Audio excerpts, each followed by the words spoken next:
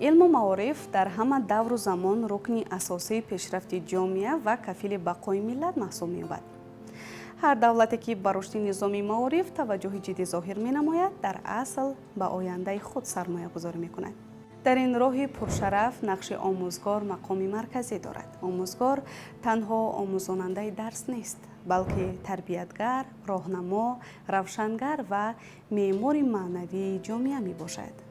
من از روزهای اولی فعالیت خود به حیث رهبر دولت تا امروز دستگیری و رشد علم و معارف را سمتی افضل‌الناک اعلان کرده در طول بیش از 13 ساله و این شاههای حیاتاً مهم توجه اولین درجه و دائمی ظاهر می نماید. زیرا خوب می دانم که رشد همه شاههای حیات جامعه و دولت آینده با سعادت دولت و ملت از علم و معارف پیشرفته وابسته است که زمینه مستحکم آنها امروز گذاشته می شود. به عبارت دیگر من دستگیری و توجه به این شاخه‌های مهم و تقدیرساز را سرمایه‌گذاری به آینده درخشان ملت و بقای دولت می شمارم.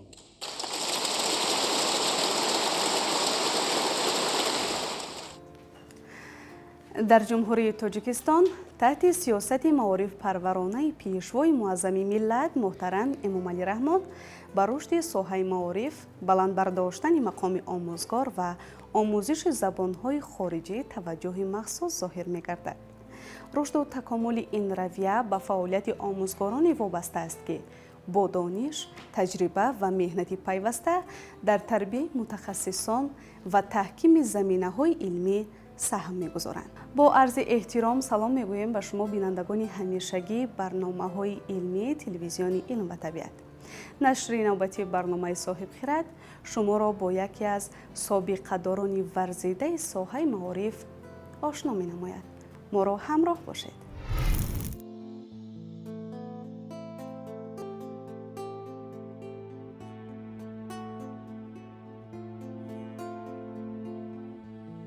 در جهان معاصر دانستن زبان‌های خارجی به یکی از شرط‌های اساسی موفقیت تبدیل یافته است. زبان واسطه معاشرت بوده، همزمان پل است میان تمدن‌ها، فرهنگ‌ها و علم و دانش. در این راه آموزگارانی هستند که با صداقت کسبی، مهارت بلند و مهنت شبانه روزی این رسالت بزرگ را اجرا نموده شاگردان ارزنده را به کمال می‌رسانند. یکی از چنین شخصیت‌های صاحب تجربه و صاحب مکتب عبدالحمید لطیپوف می باشد که بیش از 13 ساله فعالیت آموزگاری خود را به رشد ساحه معارف و تربیت نسل صاحب معرفت بخشیده است. عبدالحمید لطیپوف از جمله آموزگاران است که فعالیت خود را تنها با درس گفتن محدود نساخته در تربیت معنوی جوانان، آموزش زبان‌های خارجی و بلند برداشتن سطح معرفت خوانندگان سهمی باسازا گذاشته است. امروز او همچون معاون دیرکتور مؤسسه تحصیلات میانه عمومی رقم 3 جماعت دهاتی پنجرود و آموزگار فن زبان فرانسوی در بین جامعه آموزگاران موقع خاص دارد. هر شخصیت موفق راه زندگی خود را از محیط آغاز می کند که در آن نخستین ارزش‌های انسانی شکل می گیرند. برای او چنین محیط دهه زیبا منظر انجیرکان جماعت دهات پنجرود ناحیه میر سید علی همدانی است.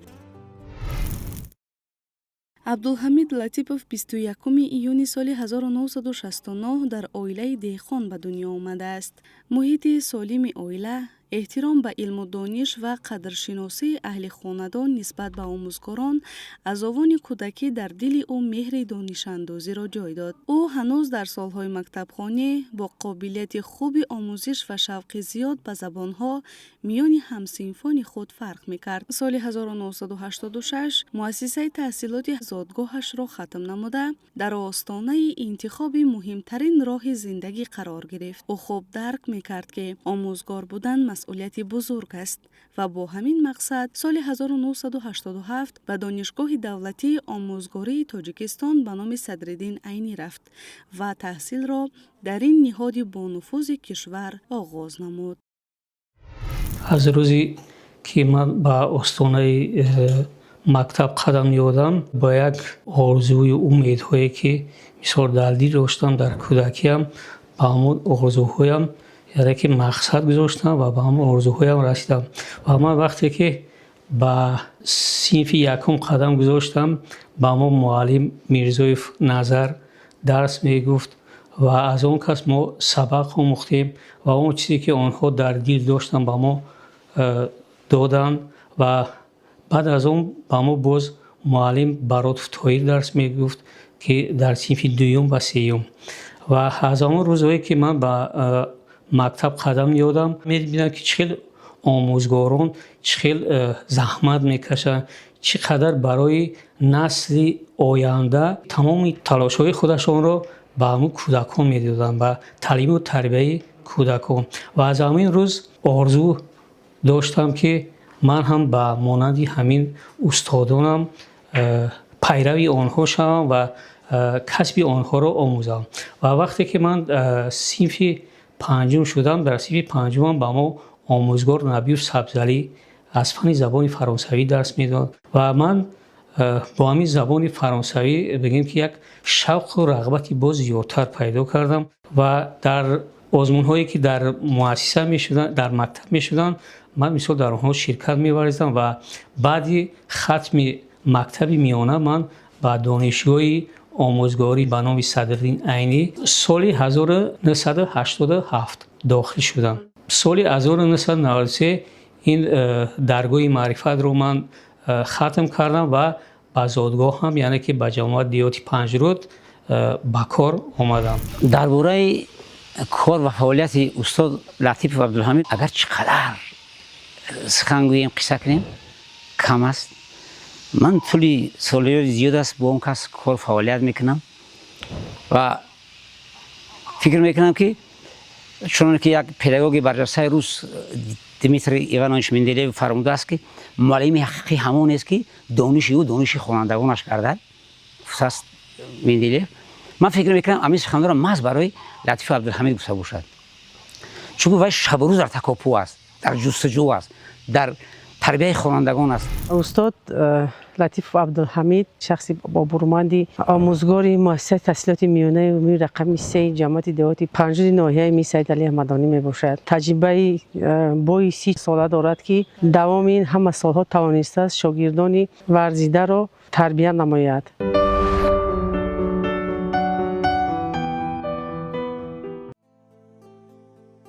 абдулҳамид Латипов соли 1993 донишгоҳи давлатии омӯзгории Тоҷикистон ба номи Садриддин Айниро бо муваффақият хатм намуда ба зодгоҳаш баргашт. барои бисёре аз ҷавонони он давра фаъолияти корӣ дар пойтахт орзу буд, вале Абдулҳамид Латипов роҳи дигарро интихоб кард. ӯ тасмим гирифт донишу таҷрибаи худро дар деҳаи худ ба насли нав омӯзонад.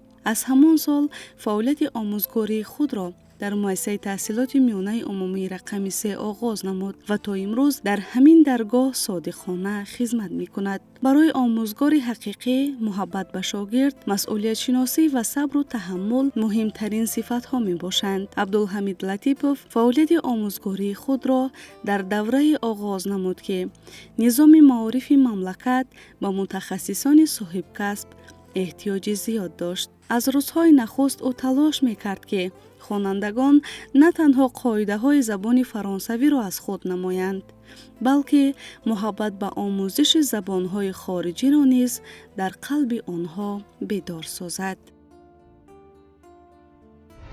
баъди хатми донишгоҳ ба муассисаи таҳсилоти миёнаи умумии рақами 3 ҷамоати диёти Панҷруд ноҳияи Мир Саид Алӣ Аҳмадонӣ ба кор омадам ва аз ҳамон рӯз то имрӯз ман ҳамчун омӯзгори забони фаронсавӣ таи 33 сол аст ки кор ва фаъолият карда истодам. аз аввал ман роҳбари созмони хонандагон шуда кор кардам, баъд аз он боз муовини директор оид ба корҳои тарбиявӣ шуда кор кардам ва ҳозир бошад муовини директор оид ба کارهای تعلیم و تربیت شده کار کرده ایستادند.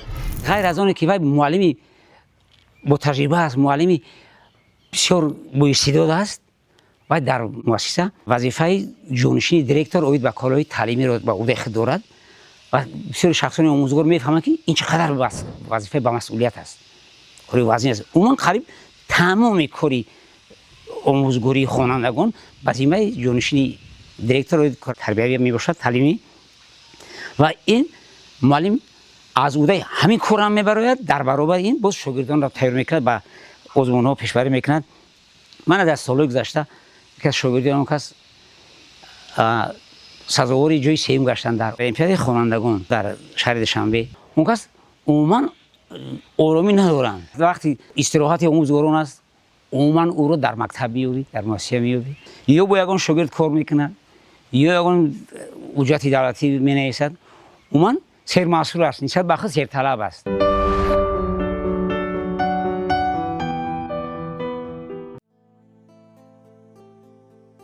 فعالیت آموزگار تنها به ساعت‌های درسی محدود نمی‌گردد. محض مشغولیت‌های بیرون از صنفی امکانیت می‌دهند که استعداد خوانندگان آشکار گردیده دانش خود را تکمیل دهند. با همین هدف عبدالحمید لطیپوف سالهای زیاد در مؤسسه محفل آموزش زبان فرانسوی را راه‌اندازی نموده است.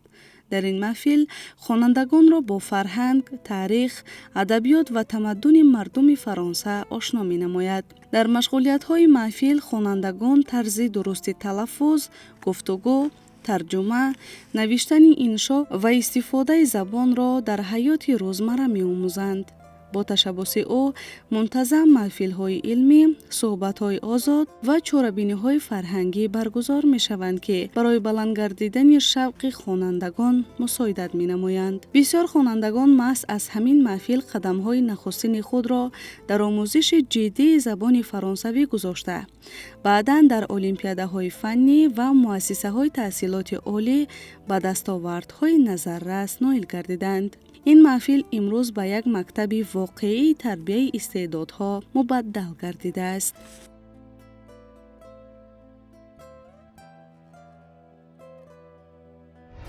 هرچند که بگیم که خوانندگان در تعطیل تابستانه باشند هم، ولی خوانندگانی هستند که شوق و رغبتشون نسبت به فن زبان فرانسوی زیاد است و آنها کوشش میکنند که هفته یک روز یا دو روز آماده درس‌های علاوه‌ای گیرند. با آنها ما از اول بگیم که نقشه که هست از الفبای زبان فرانسوی سر کرده با موضوعهای آزاد که مثال چل شناسایی کردن لازم است، با زبان فرانسوی مثال صحبت کرده توانند.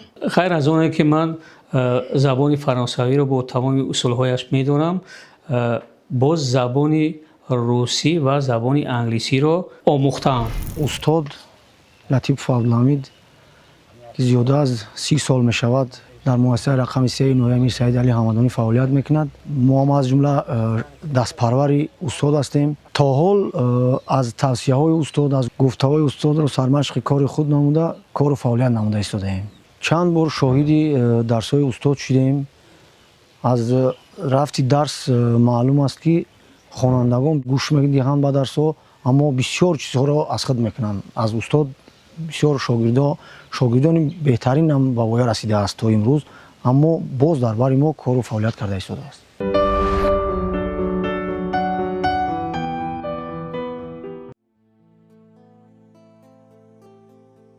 در طول فعالیت آموزگاری عبدالحمید لطیپوف پیوسته در کورس‌های تکمیل اختصاص اشتراک نموده با اصول‌های نوی تعلیم، تکنولوژی‌های معاصر آموزش و تجربه پیشقدم پداگوژی شناس گردیده است. یکی از مهمترین مرحله‌های تکمیل مهارت کسبی او اشتراک در کورس آموزشی سال 2024 میباشد که در مرکز فرهنگی شهر باختر با دستگیری سفارت جمهوری فرانسه برگزار گردیده بود. این آموزش برای آموزگاران زبان فرانسوی مملکت امکانیت خوب فراهم آورد تا با متدیکای نوی تعلیم زبان، راه‌های ثمرناک آموزانیدن نطق شفاهی، استفاده واسطه‌های معاصر تعلیمی و تجربه آموزگاران بین المللی از نزدیک آشنا گردند. با گفته همکارانش پس از آن کورس در فعالیت آموزگاری عبدالحمید لطیپوف باز هم نوگانی‌های بیشتر احساس کردیدند.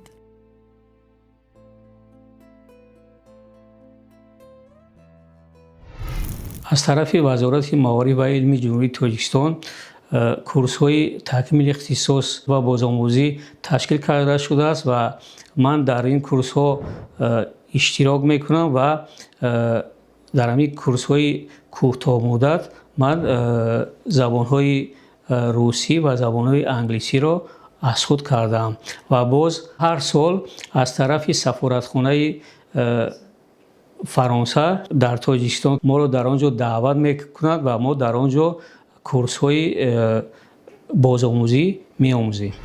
باره با امروی استاد در شهر شمه در کورس بازآموزی قرار داشتیم یک جایه. هنگامی شهر رو تماشا میکردیم یک شخص خارجی به نزد ما اومد به کدام زبان پرسان شد. استاد لطیف عبدالحمید با اون کس چنان برو گپ زدند که من روز فکر کردم که با امروی کدام فرانسوز به کورس بازآموزی اومدم. چنانه که شاعر فرموده است هر کس به زبان خود سخندان گردد دانستن صد زبان آسان گردد. با تاکید میکنم که باز میگه که همین شعر مخصوص به همین استاد لطیفی گفته شده باشد. در برای اینکه زبان تاجیکی خود به نهایت نغز میداند، نه تنها زبان فرانسوی، زبان انگلیسی را هم خوب میداند. زباندانی جهانی گفتند که این همش خاصی استاد لطیفی میباشد. استاد بهترین استاد است. هر سال کوشش میکند، زحمت میکشد. خواننده در آزمون المپیادهای ناحیوی و جمهوریوی اشتراک نموده سزاوار جایهای نمایان میگردند. استاد جانشین تعلیمی است در مؤسسه. بسیاری وزینه‌های مؤسسه برداشت استاد هستند. چقدر که به ما معلوم است در تعطیل تابستانه خوانندگان ختم کنندگان مؤسسه با طریق مرکز ملی تستی در مؤسسه‌های عالی کشور داخل شده. تا حال با خوانندگان در مسئله مرکز ملی تستی کار فعالیت کرده. راههای طرز کار کردن تست ها و یا سوال و جوابی که جای نافهمایی را به شاگردان تا حال نشان داده استاده است.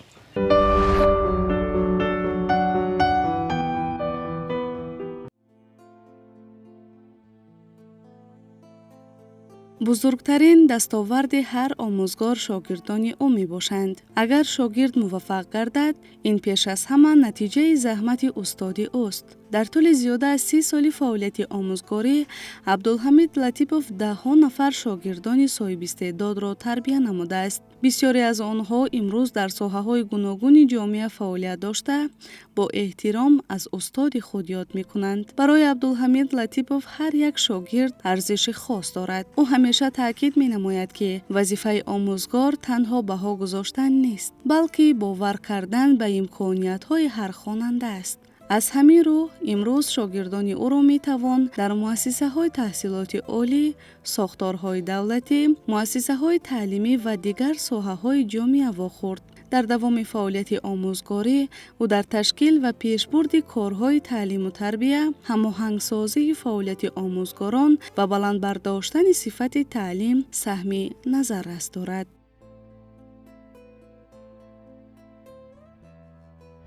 اگر آموزگار خود مسئولیت حس کند وی به آن نقشه هایی که در پیش میگذارد به آن نقشه ها به آن مقصدهایش میرسد.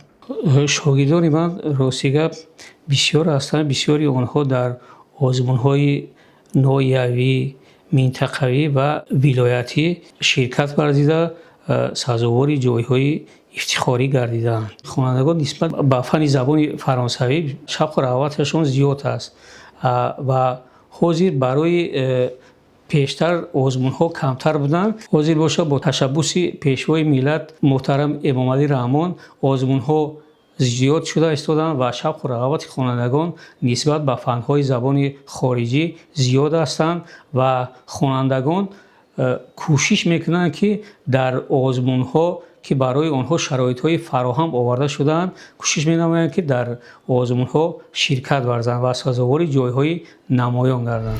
استاد در دوره تعطیل استراحت نکرده به زمین این به شاگردان از فن زبان فرانسوی درس‌های علاوه‌ای می‌گذراند. شاگردان استاد در آزمون‌های ناحیوی ولایتی جمهوری اشتراک ورزیده در این آزمون ها دست بالا میگردند.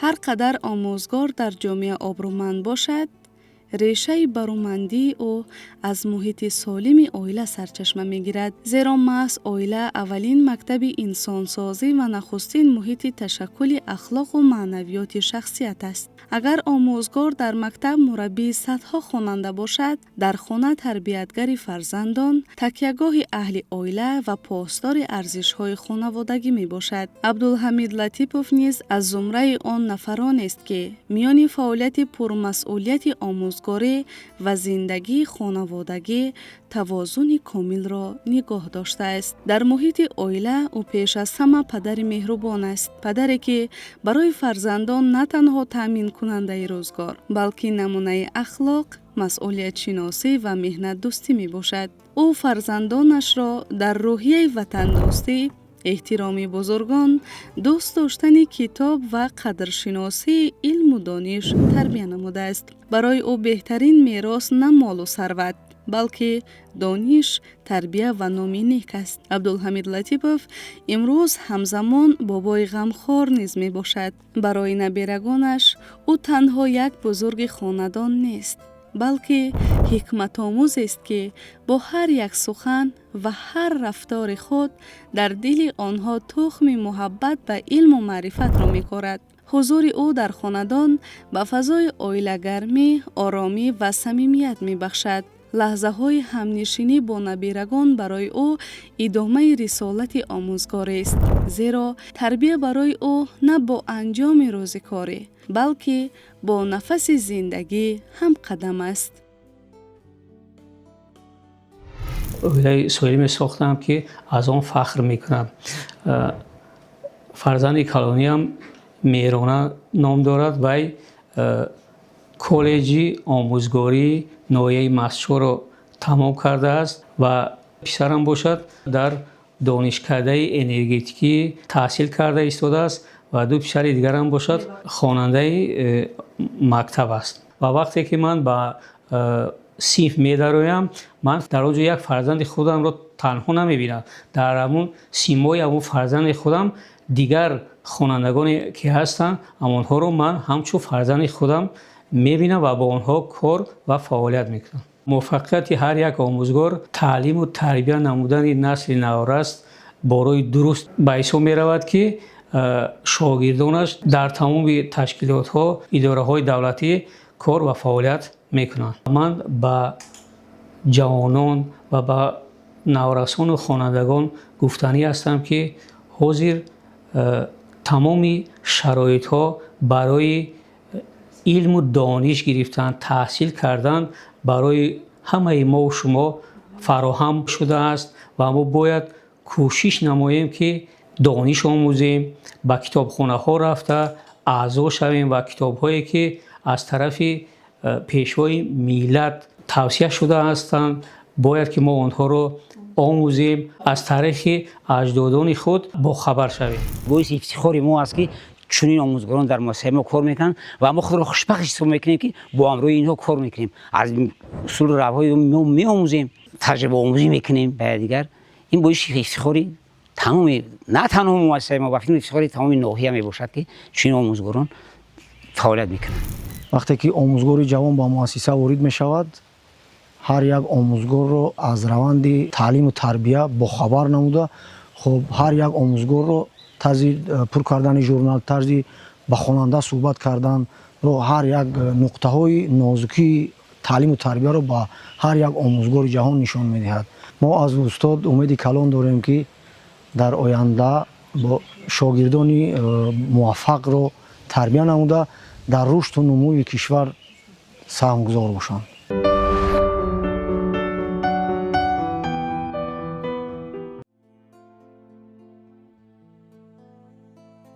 وقتی به راه طی کرده عبدالحمید لطیپوف نظر می‌افکنیم، در می‌یابیم که ارزش واقعی آموزگار نه تنها در شماره سالهای فعالیت مهنتی، بلکه در چهره تجسم می‌یابد که با هدایت و تربیت او به کمال رسیدند. عبدالحمید لطیپوف امروز از زمره آن آموزگاران صاحب مکتب است که زندگی خود را به رشد و پیشرفت معارف کشور بخشیده، با مهنت صافدلانه، اخلاق حمیده و تربیت شاگردان صاحب معرفت در رشد جامعه دانش بنیاد تاجیکستان سهمی ارزنده می‌گذارد. این است رسالت آموزگار. این است ارزش زندگی شخصی که تمام عمر چراغ معرفت را برای دیگران فروزان نگاه داشته است.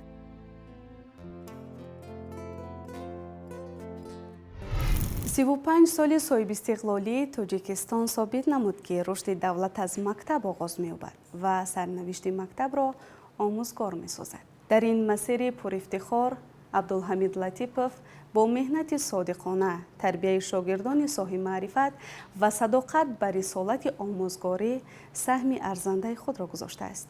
زحمت چندین ساله او دلیل روشنی آن است که پیشرفت جامعه از زحمت آموزگاران صاحب تجربه و صادق به کسب سرچشمه می‌گیرد.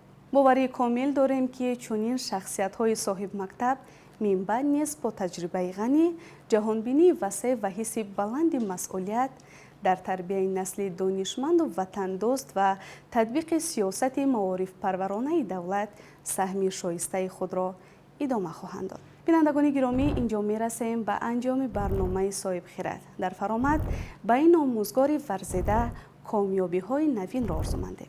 تا دیدار دیگر، خیر.